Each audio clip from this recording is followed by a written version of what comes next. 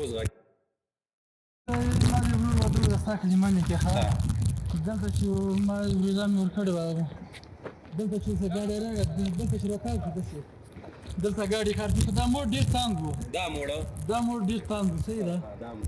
دلته چې ګاډی راتاو شو دلته ګاډي کار کوي بېرته چې رواس راغی داسې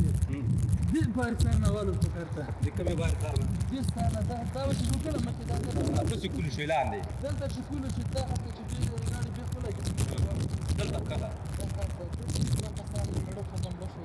الله اکبر ته څه نومېږي ماما لال محمد یم دې اوسېدونکی سکندرۍ اوسېدونکی او د پنګوچ هم سره نږدې انشاءالله که نه همدې د خپل کور نه دا ترخه واقعه تا ته پېښه شوې وه تا کور ته الله اکبر الله دې اجرونه درکړي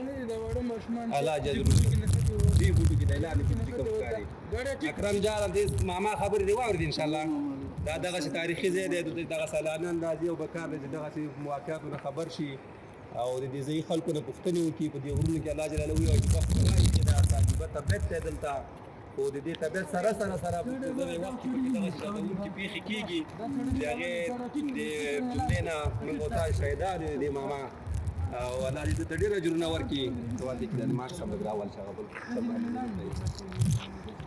دا ماما دی دغه د هغه ترخې واقعي شاهد دی دورونه دغه د نوی موټر د دې کارونه لاندې غورځېدلی دی بالاخره پکې دا خلک شهادت رسېدلي ماشومان او د دې غرونو ښکلا ده د دې ځایونو کې نو الله دې خلکو ته اجرونه ورکړي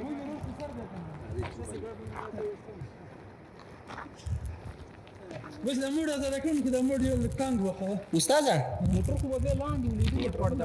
پړدون لاندې د سړک